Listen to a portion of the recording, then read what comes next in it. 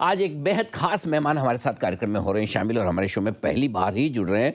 देश के दिग्गज म्यूचुअल फंड्स में से एक एलआईसी म्यूचुअल फंड के एमडी और सीईओ आर के झा साहब हमारे साथ कार्यक्रम में शामिल हो रहे हैं। सर के पास 35 साल से ज़्यादा का लंबा गहरा अनुभव है एलआईसी में कामकाज करने का भी, और इसकी ग्रुप कंपनी में भी अलग अलग पदों पर बड़े पदों पर काम करने का उनका अनुभव है। इन्वेस्टमेंट्स, मार्केटिंग और कई सारे ऐसे फंक्शंस हैं जिसमें झा साहब की बहुत ही गजब की पकड़ है। आइए उनका करते हैं स्वागत। आपने बीकॉम में ऑनर्स की डिग्री भी हासिल की है और उसके बाद लंबा अनुभव आपका रहा है इस फील्ड का। झा साहब, गुड मॉर्निंग, बहुत बहुत स्वागत है आपका। सर, धन्यवाद हमारे शो के लिए समय देने के लिए। Good good morning Anil ji, आपको और आप सभी व्यूअर्स को, जी बिजनेस के, उनको भी उनका भी आभार प्रकट करता हूँ और अभिनंदन भी करता हूँ। Thank you sir.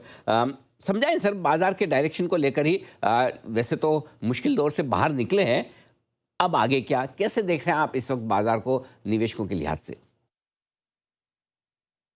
निवेशकों के हिसाब से अगर हम देखें तो मैं ये समझता हूँ कि शॉर्ट टर्म स्ट्रैटेजी नहीं रखनी चाहिए। एक लंबे समय की स्ट्रैटेजी बना के चलनी चाहिए और उसी हिसाब से इन्वेस्टमेंट करनी चाहिए।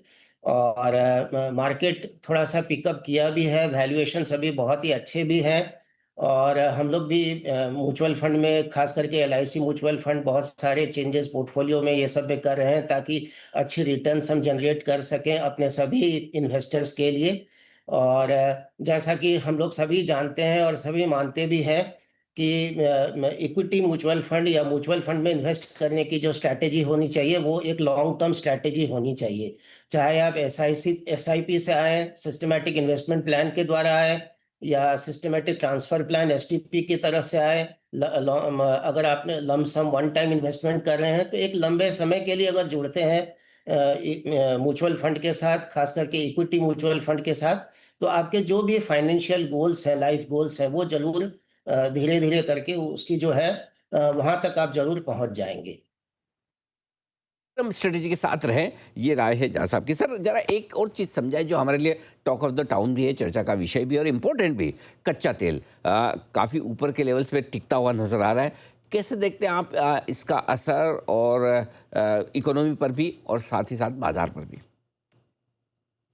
देखिए, भारत जो है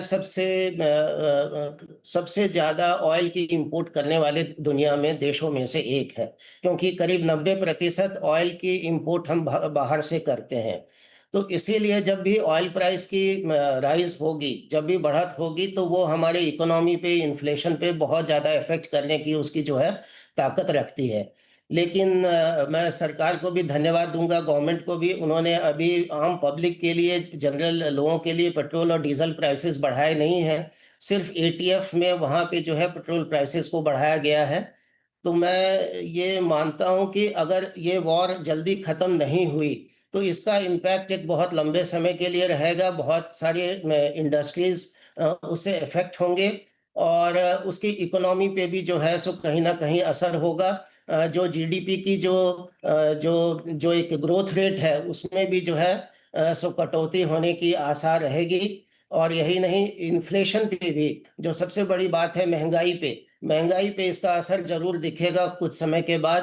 अगर अगर इसी तरह से वॉर अगर लंबे समय तक चला तो बहुत कठिनाई यहाँ के पब्लिक के लिए हो सकती है, उभर के आ सकती है। एक कच्चे तेल के लिहाज से पूरा एक्शन है। अब बताएं सर, नतीजों के लिहाज से रिजल्ट सीजन चल रहा है, कई दिग्गज कंपनियों के कई सेक्टर्स के नतीजे आए, आईटी, बैंक्स वगैरह। कैसे देख रहे हैं आप इस पूरे नतीजों के सीजन को, चौथी तिमाही को, और वित्त वर्ष 2027 के लिए कंपनियों की कमाई के लिहाज से क्या संकेत ले रहे हैं आप? देखिए, जिस तरह से वॉर का अभी सीजन है और चल रहा है, करीब ये 28 फरवरी को स्टार्ट हुई थी और अभी वॉर ये है। और जो दोनों ही पात्र हैं, या जो तीनों ही पात्र इस युद्ध में एक एक एक दूसरे की तरफ से लड़ रहे हैं, उसमें इसके आसार जल्दी बंद होने का मैं बहुत आपको भविष्यवाणी नहीं कर पाऊंगा। यही उम्मीद करते हैं, ईश्वर से हम लोगों की यही प्रार्थना है कि मई के महीने में ये बंद हो जाए। लेकिन जहां तक अगर आप रिजल्ट की बात करें, नतीजों की बात करें, तो निफ्टी 50 अगर मैं देखता हूं तो इसकी जो अर्निंग्स ग्रोथ है वो करीब 7-8% के आसपास है। लेकिन यही अगर सोचें कि 4 साल 5 साल, एक लंबे समय तक, और ये वॉर अगर जल्दी खत्म हो जाती है, तो इसकी जो ग्रोथ रेट होगी वो 12 से 14%, 15% तक इसकी ग्रोथ निकल के आ सकती है अर्निंग्स ग्रोथ की। तो ओवरऑल मैं समझता हूँ कि पॉजिटिव रहेगी। वॉर का अगर मई में ख़त्म हो सकती है ये वॉर अगर, तो इसका इम्पैक्ट बहुत ज़्यादा नहीं रहेगा, सिर्फ first quarter of financial year 27 में इसकी असर देखने को मिलेगी। और फिर बाकी पूरे साल जो है सो उम्मीद करते हैं कि अर्निंग्स ग्रोथ अच्छी निकल के आएगी और उसका पॉजिटिव इम्पैक्ट जो है पूरे इकोनॉमी में बनेगा। बहुत ही अच्छा आपने बताया इस बारे में। सर, अब ये समझाएँ कि इस वक़्त अगर निवेशकों को इक्विटी में पैसा लगाना है या मल्टी एसेट्स में लगाना है, तो किस तरह के फंड्स या किस तरह की स्ट्रेटजी, किस तरह के सेक्टर्स में पैसा लगाना चाहिए? जहाँ तक फंड्स की बात है, म्यूचुअल फंड की बात मैं कहूँगा तो म्यूचुअल फंड में जो प्लेन वनीला फंड्स हैं या कहूँ मैं अगर फ्लेक्सी कैप फंड है या मल्टी कैप फंड हो या मल्टी एसेट एलोकेशन फंड हो, ये फंड्स कुछ इस तरह के हैं जिसमें कि निवेशक इन्वेस्टर्स अपनी इन्वेस्टमेंट कर सकते हैं।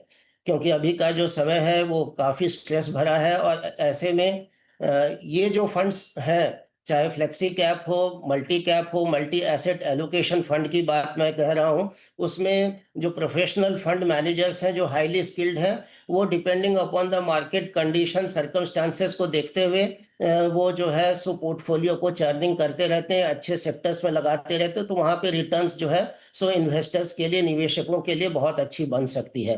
अगर मैं सेक्टर स्पेसिफिक की मैं बात कहूँ, तो जो इलेक्ट्रॉनिक्स और मैन्युफैक्चरिंग है, ये सब ये मुझे बहुत ही अच्छा ये सेक्टर लग रहा है, क्योंकि यहाँ पे मुझे उम्मीद है कि अच्छे रिटर्न्स जनरेट होंगे और ये भारत का रिकॉर्ड भी रहा है। अगर आप पिछले 10 साल का देखेंगे तो इलेक्ट्रॉनिक्स प्रोडक्शन में जो 1.9 लाख, करीब 2 लाख करोड़ के आसपास था 2014-15 में, ये 6 गुना बढ़ के सवा 11 लाख करोड़ से भी ऊपर हो गया है। और इसी तरह अगर मोबाइल फ़ोन की एक्सपोर्ट्स की बात करें, जो 1500 करोड़ थी 2014-15 में, ये बढ़ के करीब 2 लाख करोड़ हो गई, यानी 127 टाइम्स हो गई। तो इलेक्ट्रॉनिक सेगमेंट, सेमीकंडक्टर सेगमेंट एक बहुत ही मुझे उभर के एक अच्छी सेक्टर मुझे उम्मीद हो रही है। दूसरा है डेटा सेंटर। डेटा सेंटर भी मैं देख रहा हूँ कि बहुत सारे कंपनीज़ और बहुत सारे मल्टीनेशनल आईटी कंपनीज वो यहाँ पे डेटा सेंटर ओपन कर रहे हैं भारतवर्ष में। और ये उम्मीद भी है हम लोगों को, जिस तरह से कि रिपोर्ट और जो रिसर्च हम लोग का है उस हिसाब से देख रहे हैं कि अगले 5 साल में ये 3 गुना से ज़्यादा हो जाएगा। जो डेटा सेंटर की जो कैपेसिटी है वो मोर देन ट्रिपल हो जाएगी इन 5 इयर्स। यानी जो अभी 1.4 1.5 गीगावाट्स पे है, ये करीब 4.5 गीगावाट्स तक पहुंचने की उम्मीद है 2030 तक। तो डेटा सेंटर एक बहुत पॉजिटिव और एक अच्छी सेक्टर उभर के आ रही है। तीसरी है जो डिस्क्रिशनरी कंजम्पशन है। कंजम्पशन तो बहुत बड़ा एक है जिसमें कि अच्छी रफ्तार निकल के आ रही है धीरे धीरे करके। लेकिन जो डिस्क्रिशनरी कंजम्पशन है, जो कि लग्जरी आइटम्स हैं, प्रीमियमाइजेशन की बात मैं जहाँ पे कह रहा हूँ, वहाँ पे जो है सो उम्मीद करते हैं कि बहुत अच्छा एक एक आभास रहेगा। और जो भी कस्टमर्स हैं, कंज्यूमर्स हैं भारतवर्ष में, वो भी रोटी, कपड़ा और मकान से निकल के लग्जरी आइटम्स की ओर बढ़ रहे हैं, बहुत तेजी से वहाँ पे वो बढ़ रहे हैं। इनफैक्ट एक एक डेटा हम लोग देख रहे थे कि जो डिस्क्रिशनरी आइटम है वो करीब मार्च 1980 में अराउंड 15% थी उसकी कंजम्पशन, पूरे अगर हम जो हाउस होल्ड जो इनकम की जो एक्सपेंसेस है उसकी जब हम लोग आकलन कर रहे थे। और अगर अभी मार्च 2025 की बात करूं तो ये बढ़ के 45.6% हो गई है एक हाउस होल्ड कंजम्पशन के सेगमेंट के या उसकी परसेंटेज शेयर के बारे में अगर मैं बात करूं तो। इसी तरह अगर प्राइवेट फाइनल कंजम्पशन एक्सपेंसेस की बात करूं, जो 2025 में 2.33 ट्रिलियन यूएस डॉलर्स है, ये उम्मीद कर रहे हैं कि 2030 तक, अगले 5 साल में ये बढ़ के जो भारत की अभी की जीडीपी के आसपास है, यानी 3.87 ट्रिलियन यूएस डॉलर्स तक ये बढ़ के जा सकती है। और यही नहीं, अगर आप ई कॉमर्स की बात करें, क्यू कॉमर्स की बात करें, बहुत सारे फिनटेक चैनल्स हैं, उन सभी की अगर हम बात करें तो बहुत तेजी से जो है सो, या इंटरनेट एडॉप्शन की बात करें जहां की 950 मिलियन से ज़्यादा इंटरनेट यूज़र्स हैं, ये सभी चीज़ देखते हुए मुझे लग रहा है कि जो कंज्यूमर डिस्क्रिशनरी है जो इलेक्ट्रॉनिक सेगमेंट है, या जो जो हमने आपसे कहा कि डेटा सेंटर के बारे में है, या जो मैन्युफैक्चरिंग के बारे में मैंने बात की है, उन सभी से मुझे लग रहा है कि एक बहुत अच्छी उम्मीद हम लोग कर सकते हैं कि ये सेक्टर्स चलेंगे।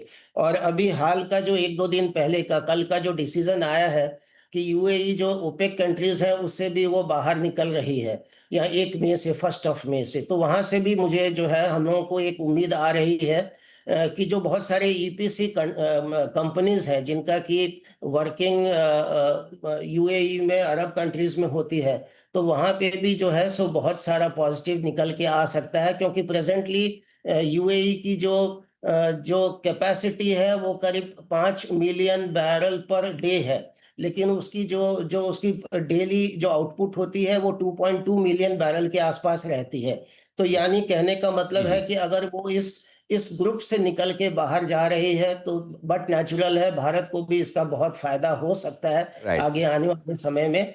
और उनकी रेवेन्यू, उनकी इनकम भी बढ़ेगी, जिससे जो हमारे ईपीसी रिलेटेड जो भी कंपनीज हैं अरब कंट्रीज में, यूएई में, उनको भी उसका जो है फायदा उनको परफेक्ट। मिल सकता है। बहुत बहुत धन्यवाद जहाँ साहब, समय देने के लिए और विस्तार से हमें बाजार के डायरेक्शन और निवेश के मौक़ों पर राय देने के लिए।